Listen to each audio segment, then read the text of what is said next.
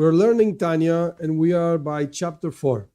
The main subject of chapter 4 is levushim. Levushim means garments, the garments of the soul. The Alter Rebbe is defining basically what the soul is and how does it work. So he started saying in the previous chapter, the intellect and the emotions. I'm not going to go back, of course. And over here, we're defining the levushim, the garments, through which the soul expresses itself in the world. So the soul has three garments: machshava, dibur, maisis, thought, speech, and action. And this is what the Alter Rebbe is explaining. And he's using an example. The example is, what's thought? Thought means, in the service of God, of course, thinking and knowing. This word is important. Knowing. I'm not making a difference over here about knowledge and wisdom. That's not what I'm talking about. I'm talking about how much stored knowledge do you have in your head about Judaism, of course, about Torah. This is what is called machshava. In this case, the levush, the garment of thought is, okay, so how much Torah do you know? Knowledge. And then you have speech, of course, talking about Torah, learning Torah. And then you have action. That means doing what the Torah is telling you to do. And of course, not doing what you're not supposed to do, but action is actually doing. So these are the three garments and how the Alter Rebbe explains them in the example of the soul regarding Torah. Vehine. Now, these three garments of Torah and the commandments, again, this is regarding the example given. But a person can use his knowledge to know how to bake a cake. Okay, that's knowledge. I know how to bake a cake. I know how to make fried eggs, whatever. That's knowledge. That's also exactly the same garment, just being used for something else. Either I'm using my knowledge to know what the Torah says, or I'm using my knowledge to know how to bake a cake. It's knowledge. It's machshava. It's thought. Continuing, so again, with the example, these three garments of Torah and mitzvahs, even though they are called garments for the soul, the different levels of the soul, the Alter Rebbe insists many times, and I always say that I'm not going to explain because I don't really think it's important right now, but these are parts of the soul that are actually invested in the body. Not every single part of the soul is within the body. And it's explained in different places in Kabbalah, mainly how actually a person starts with nefesh and then he gets the ruach, and the shara gilgulim talks a lot about this. We're not going to learn this right now. The point is, we're talking about the soul within the body. Even though these three garments are called garments for the soul within the body, nefesh, ruach, and neshama, im kol ze gadla malasam leinkates v'soif al mailas nefesh, ruach, and neshama atzman. Even so, even though they are actually garments, but they're very, very higher than the virtue, so to speak, infinitely higher than the virtue of the soul itself. So usually, of course, if a person is wearing something, what's more important, my shirt or myself? No, of course, myself is more important. I can change my shirt and I cannot change myself. I'm like the important thing over here, not my shirt. So in this case, it's the other way around. Wait a second, there's a point in which the garments are more higher, so to speak, not more important, but higher than the soul itself. How does it come? As it's written in the Zohar in Kabbalah, it's written over there, that God and the Torah are one thing. What does that mean? The idea of Oraisa, the Torah, is the wisdom and the will of God. That God wants this and that, and He tells you through the Torah what to do, what not to do, and so on. And this wisdom and will of God, which is what is expressed in the Torah, and He Himself, in His glory, He Himself are one thing. Why? The Alter Rebbe actually brought this in the second chapter. I'm sorry, in the first chapter. In the second chapter, yeah, this is right. Because God is the one knowing and the knowledge, etc., as we wrote before in the second chapter in the name of the Rambam. Of Maimonides, the whole discussion between the Maimonides and the Maharal of Prague. We're not going to go back to that, but the point is that God is one with his knowledge, and his knowledge is the Torah. So God is one with the Torah. So the Av, the Akash Baruch Hu Nikra Ein Soif V'Ligdulas Ein Cheker V'Leis Machshavat Tfisa Beiklal. And even though God is called infinite, in his greatness, he brings a verse, a pasuk. His greatness is unmeasurable, and there's no thought that can grasp him at all. So wait a second. You're saying that the Torah and God are one. All right, I got it. The Zohar says, all right, we're going to take it. The Zohar says it. But it doesn't make any sense, because God is infinite, and the Torah is not infinite. You know, I can pick up a book. Here, I have the Torah. You see? Full of letters and whatever, and it's not infinite. So how come an infinite God fits, quote unquote, in a finite book with letters and so on? Doesn't make any sense. There's no thought that can grasp God, but I can grasp the Torah. I can go and learn it, and I'm going to understand whatever what I understand. And the same thing happens with his will and his wisdom. Kediksiv, as it's written, there's no, as it's written, there's no understanding to his understanding. Like I cannot understand his mind, so to speak. And it's written, anyone that's going to analyze, like a rhetorical question, anyone analyzing is going to understand God, forget it, you're not going to understand anything. And it's also written, my thoughts, says God, are not like your thoughts. So how can you say that God and the Torah are one thing? Again, God is infinite, and the Alter Rebbe brought many proofs from many different places that it's impossible to grasp God. But the Torah you can grasp. So I don't understand how it comes they're one. On this, our sages said a famous phrase in the Gemara in Talmud.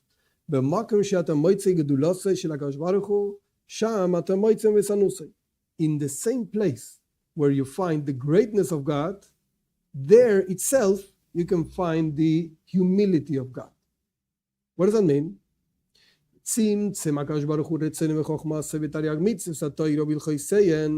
God, so to speak, not concealed but comprised, like he made himself fit, so to speak, his will and his wisdom in 613 commandments in the Torah and their laws, and in the combination of the letters of the whole Bible, so to speak, the whole Tanakh, and all the explanations of our sages in the stories, and all the midrashim and the explanations of our sages. Why did God do this? In order so that every single soul in the body of a person could understand it in his understanding, grasp it in his understanding, and fulfill every single thing that you can actually fulfill in action, speech, and thought. So God actually, again, tzimtzum, that's the key word over here, that my English is not allowing me to translate, but tzimtzum means like comprising himself, like he's really coming into a smaller version, so to speak, so that we can grasp him. And through this, the soul can actually, with all its 10 powers, described in chapter 3, in all its levels, so to speak, can actually get invested in these 3 garments. So the Alter Rebbe asked a question over here, and he just answered. What was the question? The question was, even though we're talking about garments, and usually garments are not so important, in this particular case, garments have a virtue, something greater than the soul itself. The Alter Rebbe is going to say later, much, much later, that the soul, after all, it's a creature. God created the soul, and it's a creature that actually feels itself. Hello, I'm here. Yes, I have a sense of being alive. I am alive. We can ask why, how, and that's a different question. You're alive. So, okay, I'm here, and I like God, and I love God. Yeah. You feel yourself, and you love God, and you fear God. Yeah, but it's you. It starts from you. So the soul has this egoistic, so to speak, thing to it. Not bad, because God created it that way, but still feels itself.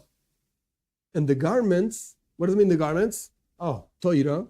The Torah you know, the mitzvahs you keep, that's completely united to God. No egoistic ego feeling, so to speak. Because that's exactly the will of God. That a person should do this. A person should think about that. A person should talk about that. So we see that after all, the garments have a very important virtue that the soul doesn't have. The way it's unified with God.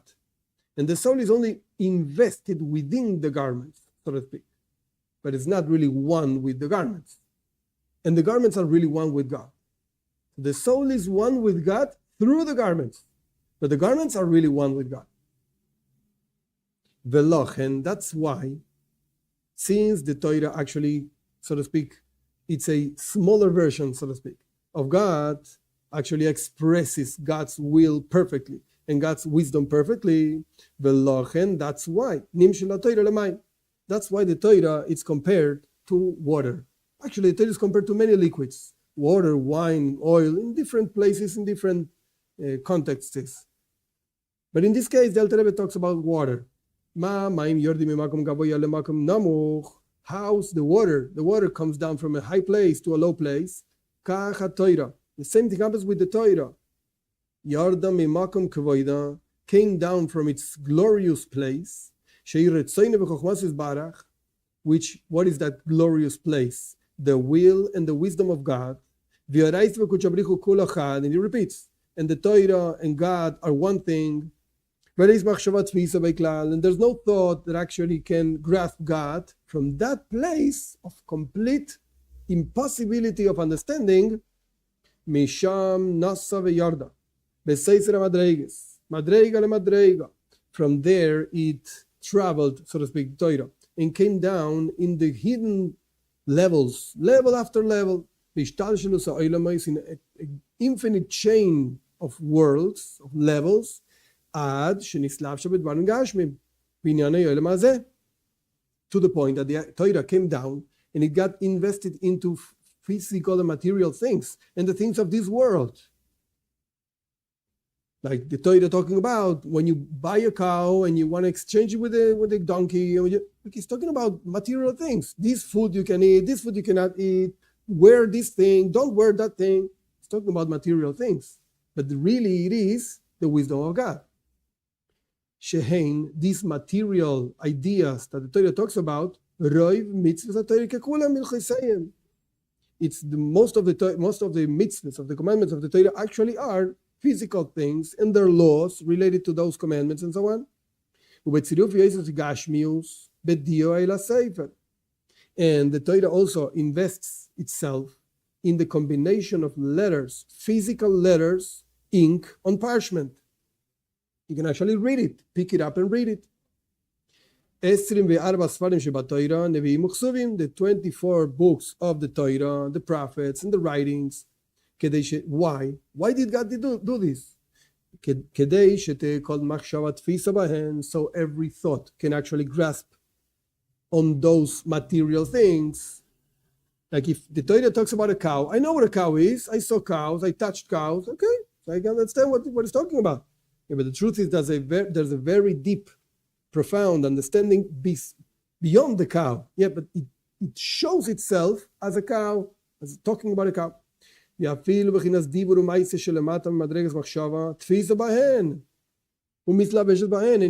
the lowest levels of speech and action that in comparison with thought are really lower, they also can really understand and get invested into those ideas that the Torah talks about. Simple, so to speak, ideas.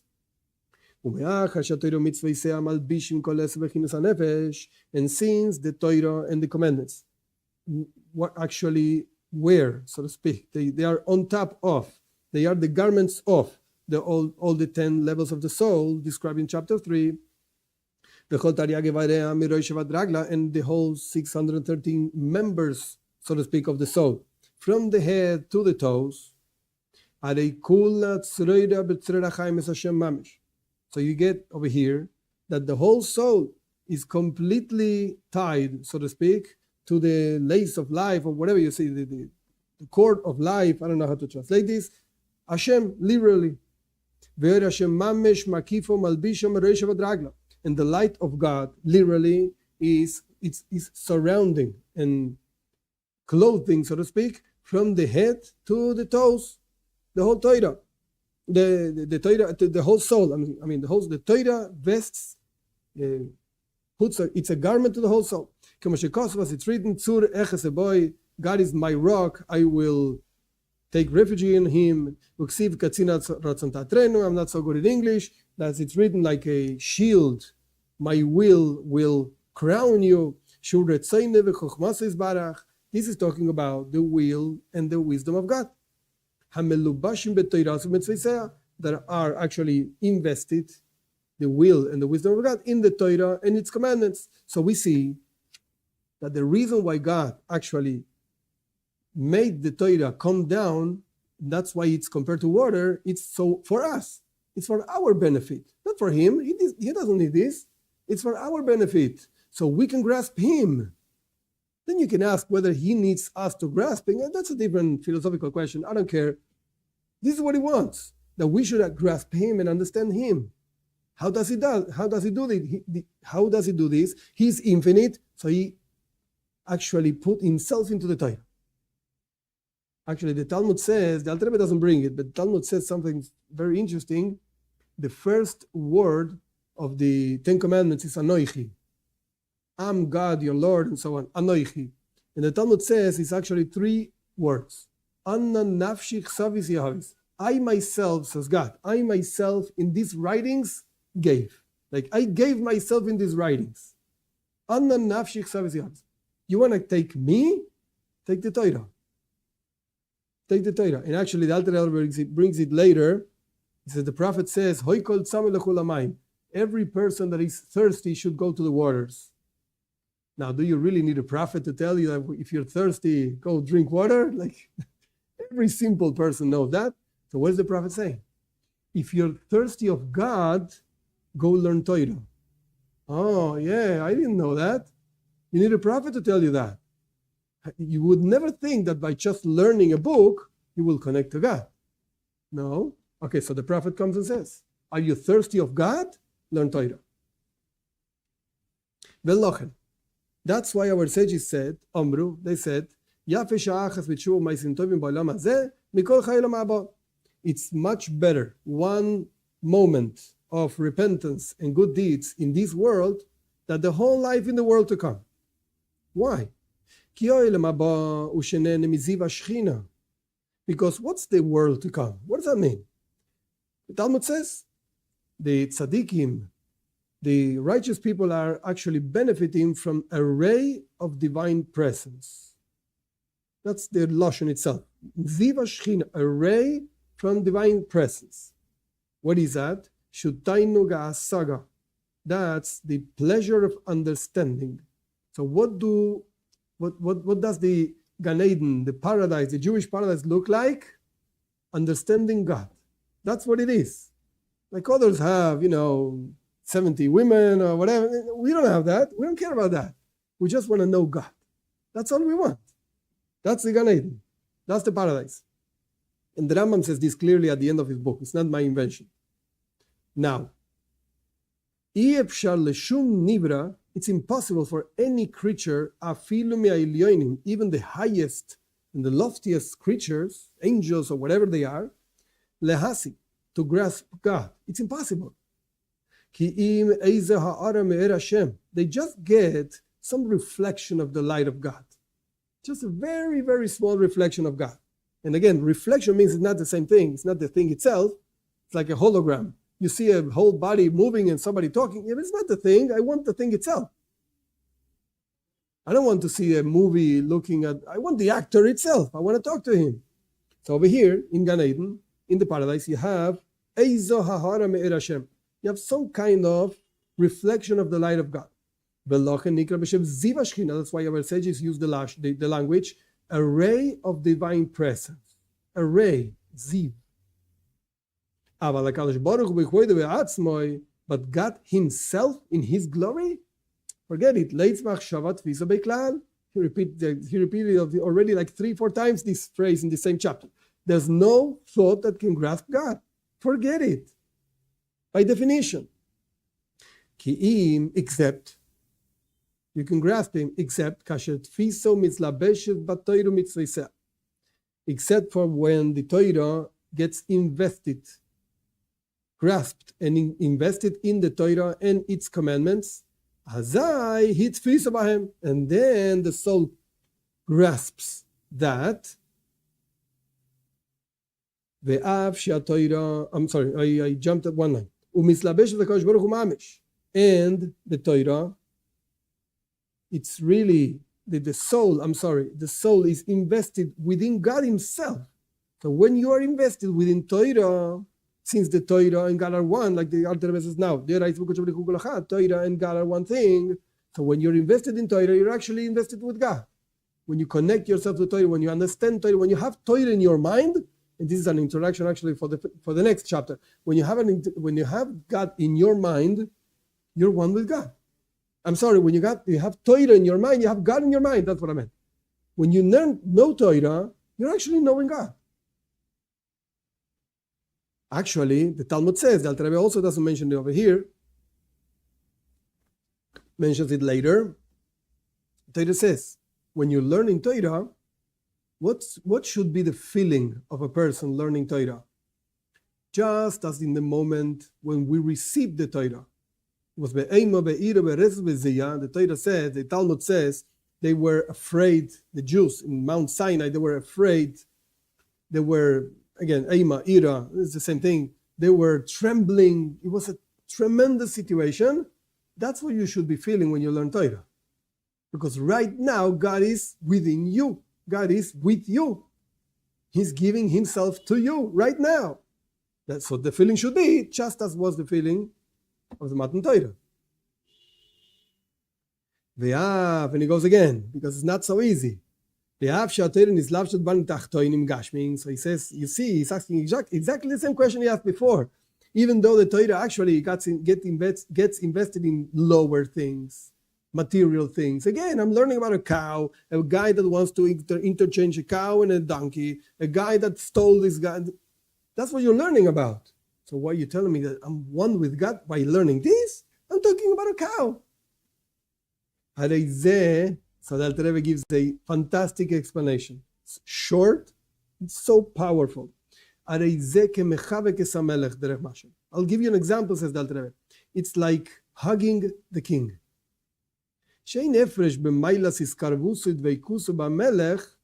There's no difference in the virtue of your closeness and your attachment to the king.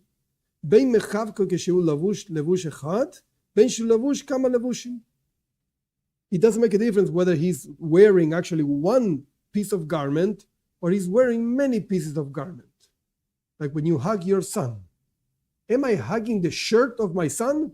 Who cares about the shirt? I'm hugging my son. Same thing happens over here. If you're hugging God through learning Torah, do you really care how many garments are there between you and God, the king? It doesn't make any difference. I'm hugging the king. So the fact that it is invested into so many lawyers and lawyers and lawyers, like an onion, lawyers up on top of lawyers, until you get, I'm talking about a cow and a donkey. That's just a lawyer. Don't forget. That's just a garment where you're actually hugging God. Because the body of the king is within all those garments. So what do I care how many garments the king is wearing? I'm hugging the king.